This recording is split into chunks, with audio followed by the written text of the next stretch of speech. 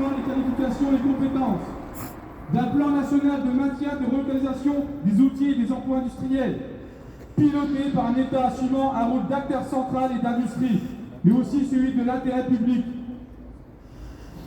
La conditionnalité des aides publiques, l'exonération des cotisations patronales doit être mise immédiatement au service de l'arrêt de la casse industrielle. Le retour aux tarifs réglementés de vente de l'électricité et du gaz pour un juste prix face aux factures dans l'industrie.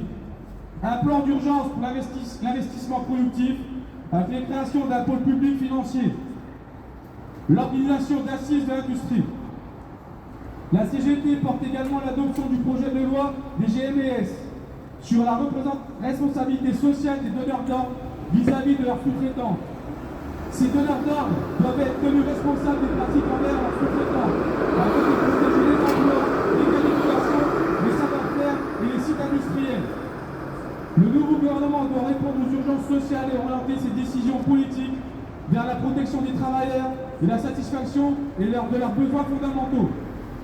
La CGT en appelle à la responsabilité des politiques pour mettre en œuvre ces propositions pour le développement de l'emploi industriel. Camarades, c'est la deuxième, la troisième aide. On a commencé avec CEAT à Longville, une boîte qui fait des réparations de téléphone pour Samsung. On se retrouve maintenant avec PPG Jean-Lys, où l'annonce va vraiment être rapide et la question du scolaire est vraiment posée. Aujourd'hui, c'est Mati, avec des annonces qui ont été faites par lui-même récemment, c'est-à-dire hier, lors d'une réunion où il n'y avait pas de bons signes vraiment pour le maintien de l'usine ou le fait de retrouver un repreneur.